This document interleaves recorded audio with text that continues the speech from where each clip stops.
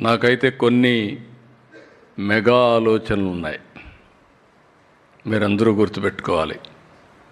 ఇప్పుడు లోకేష్ గారు ఒక్క మాట చెప్పారు, మామూలుగా రాజకీయ నాయకుల పిల్లలు చదువుకోరు, అతి గారాభంగా ఉంటారు. వాళ్ళ తాతగారు సీఎం అయిన తర్వాత ఆయన పుట్టాడు, ఆ తర్వాత నేను సీఎం అయ్యాను. కాబట్టి చాలామంది ఏమనుకుంటారంటే మనం చదువుకోకపోయినా పర్వాలేదు జరిగిపోతుందని చదువు మానేస్తూ ఉంటారు, అన్ని అలవాట్లు నేర్చుకుంటారు. కానీ ఈ క్రెడిట్ అంతా నేను ఇచ్చేది నేను తీసుకోవడంలో కానీ మా మిస్సెస్కి ఇస్తున్నా.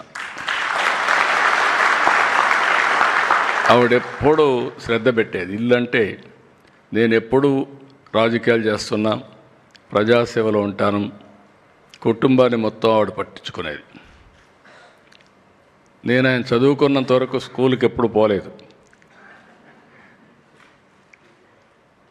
ఎప్పుడూ కామెంట్ చేసేవాళ్ళు మీరు రావడం లేదని.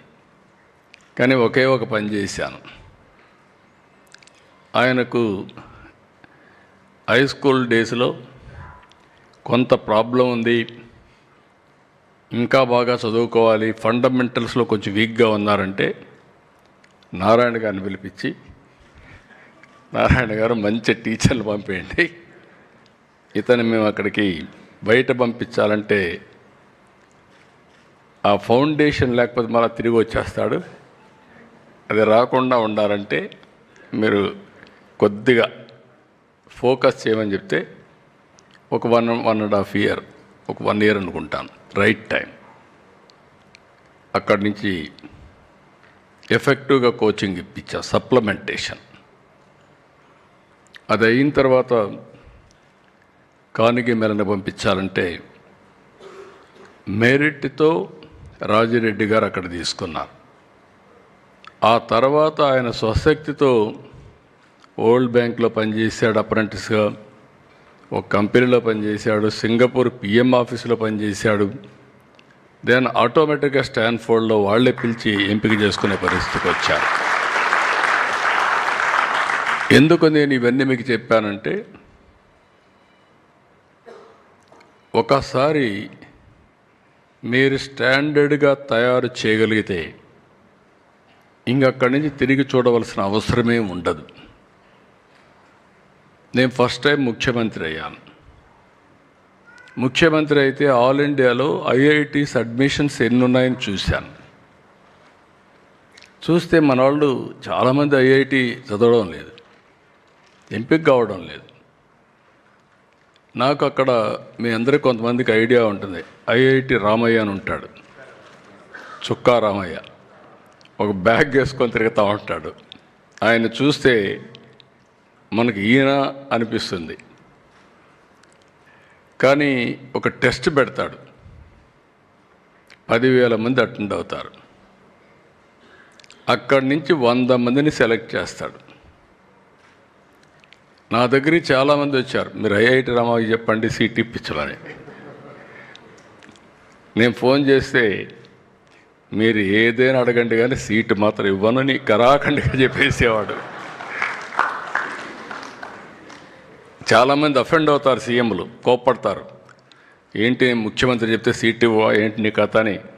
అవసరమైతే ఆ ఇన్స్టిట్యూట్ పై రైడ్ చేసేవాళ్ళు. నాకు ఆయన మీద గౌరవం పెరిగింది. ఒకరోజు పిలిచాను, రామయ్య గారు మీరు చాలా బాగా చేస్తున్నారు, ఏంటి సీక్రెట్ ఏంటి చెప్పమన్నాను. నేను చెప్పింది చెప్పాడు, సీక్రెట్ ఏమి లేదు సార్, మీరు అనుకున్నట్టే నేను 100 మంది సెలెక్ట్ చేసుకుంటాను, 100 మందిని బాసరాకు తీసుకెళ్తాను,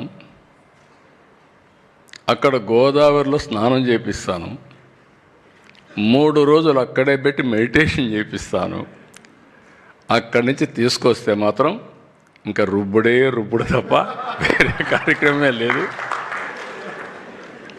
ఎవరు చెప్పాను ఆ విధంగా తయారు చేశాను కాబట్టి 100కు 100 మంది ఐఐటీలో సెలెక్ట్ అవుతారని చెప్పాడు. అది రహస్యం. నేను అక్కడి నుంచి నేను ఏది పట్టుకున్నా మళ్ళీ వదిలిపెట్టాను కదా, అక్కడి నుంచి నేను ఆలోచించాను. కాంపిటేటివ్ ఎగ్జామ్స్ మీతో మాట్లాడుతూనే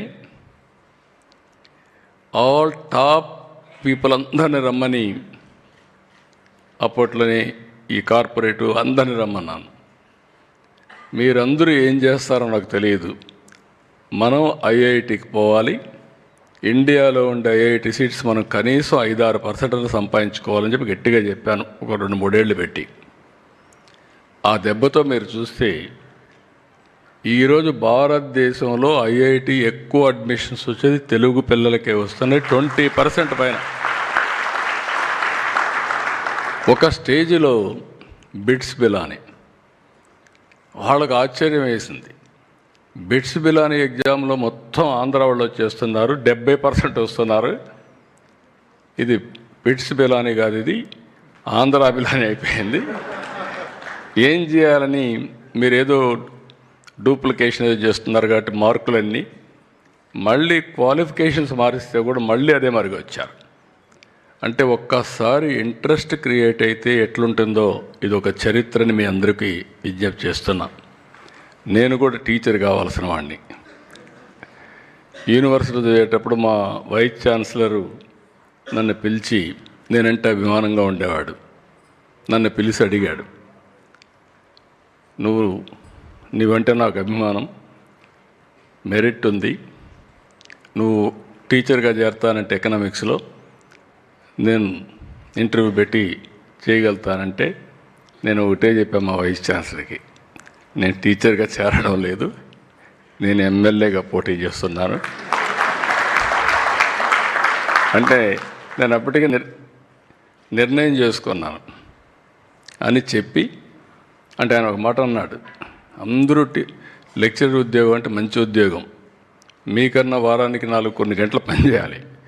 యూనివర్సిటీలో ఇప్పుడే వల్లుకుమారి గారు వచ్చారు, 2-3 గంటలే ఉంటుంది టీచింగ్, మ్యాక్సిమం 3-4 గంటలు ఉంటుంది యూనివర్సిటీలో, రీసెర్చ్ ఎక్కువ వర్క్ ఉంటుంది అని చెప్తే, గ్యారంటీ గెలుస్తారంటే గెలవడమే కాదు మళ్ళీ గెలిచి వచ్చి నీతో మాట్లాడతానని చెప్పి వైచార్స్ చెప్పా. గెలిచా, 80లో మంత్రి అయ్యా, అక్కడి నుంచి 95లో సీఎం అయ్యారు. మీకు అంత చరిత్ర తెలుసు. ఇక్కడ మీరు గుర్తుపెట్టుకోవాల్సింది, ఈరోజు ఈ రాష్ట్రంలో ఉండే టీచర్స్, నేను 95లో ముఖ్యమంత్రి అయినప్పుడు పేరెంట్స్ని టీచర్స్ని ఎక్కడికి పోయినా చెప్తూ వచ్చేవాడిని. అప్పుడు నేను ఒక విజన్ ఇచ్చాను. ఆ విజన్ ఐటీ. ప్రతి ఒక్క ఇంట్లో ఒక ఐటీని చదివించండి, వాళ్ళకు బ్రహ్మాండంగా భవిష్యత్తు అని చెప్పా. చాలామంది అంతవరకు ఊర్లో ఉండేవాళ్ళు టౌన్స్కి వచ్చి పిల్లల్ని చదివించారు. నేను ఇంకొక మాట కూడా చెప్పాను, మీ పిల్లలకు ఎంత డబ్బులు ఇస్తారు, ఎంత ఆస్తి ఇస్తారనే ముఖ్యం కాదు, మీరు బాగా చదివిస్తే మీరు ఊహించిన దానికంటే ఎక్కువ సంపాదించే శక్తి వాళ్ళకు వస్తుంది. అది తెలివితేటల వల్ల, నాలెడ్జ్ వల్ల, చదువు వల్ల వస్తుంది చెప్పేవాడిని. ఈరోజు ఎన్నో సంవత్సరాలు అయిపోలా, అంతా కలిసి 25-30 సంవత్సరాలు. ఇక్కడ చదువుకున్న పిల్లలు ప్రపంచం మొత్తం వెళ్ళి, మీరు ఏ దేశానికైనా వెళ్ళండి ప్రపంచంలో, ఆ దేశంలో తెలుగు వాళ్ళు ఉంటారు. పాష్ లొకాలిటీకి వెళ్ళండి, గట్టిగా తెలుగులో అరిస్తే ఒక 50 మంది 100 మంది వస్తారు. ఈరోజు ప్రపంచం మొత్తం హయ్యెస్ట్ పర్ క్యాపిటా ఇన్కమ్ ఎవరు సంపాదిస్తున్నారంటే దానికి చిరునామా భారతీయులు. అందులో 33% తెలుగు జాతి. అది మనం కాంట్రిబ్యూట్ చేసిన విధానం. నేను టెక్నాలజీ మాట్లాడితే అందరూ ఎగతాళి చేసేవాడు ఒకప్పుడు. సెల్ ఫోన్ తిండి పెడుతుందా, ఉద్యోగం ఇస్తుందా అని ఎగతాళి చేశారు. ఈరోజు 6 మంది మాట్లాడారు. ఈ 6 మంది మాట్లాడిన వాళ్ళని చూస్తే టెక్నాలజీ ఉపయోగించి చాలా బ్రహ్మాండమైన పాపులర్ అయ్యారు.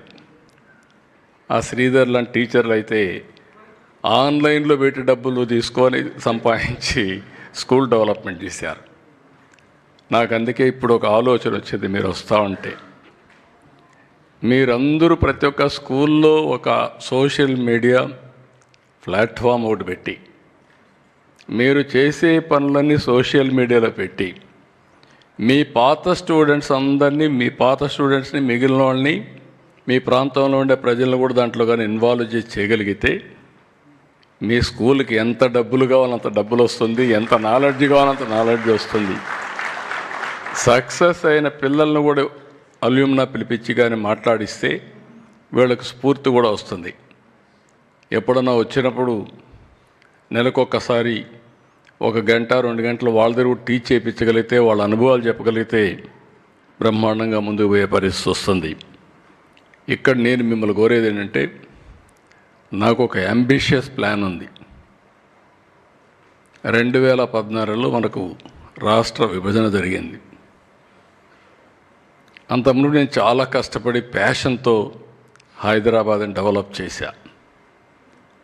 ఇప్పుడు హైదరాబాద్ వల్ల Telangana number 1 economy, highest per capita in the country Telangana, most liveable city in the country Hyderabad నగరం. ఇవన్నీ 100 సంవత్సరాలు కాదు, 25 సంవత్సరాల్లో జరిగింది. నేను 14-19లో కష్టపడ్డా, అన్నీ చేశా. కొన్ని కారణాలతో నేను అనుకున్న విధంగా మిమ్మల్ని రీచ్ కాలేకపోవచ్చు, రాజకీయం చేయకపోవచ్చు. నేను రాజకీయం చేసినంతవరకు నేను గెలుస్తూ వచ్చా. రాజకీయాలు కూడా నేను చేయాలి. అప్పుడే మళ్ళీ ఒక పబ్లిక్ పాలసీ వల్ల తెలుగువారిని ప్రపంచం మొత్తం హైయెస్ట్ పర్ క్యాపిటల్ ఇన్కమ్ వచ్చిందంటే, ఒక Telangana highest per capital income most liveable city అయిందంటే ప్రజలు నాకు అవకాశం ఇచ్చారు.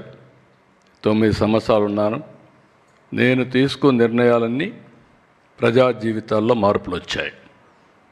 1924 విభజన కంటే ఎక్కువ నష్టం జరిగింది మనకు. I don't want to go to further details. కానీ 24లో మీరు కానీ ప్రజలు కానీ ఒక నమ్మకం పెట్టుకున్నారు. మేము ఎన్డీఏగా వస్తే 94% స్ట్రైక్ రేట్ ఇచ్చి గెలిపించిన సంఘటన నా జీవితంలో ఎప్పుడూ మర్చిపోలేను.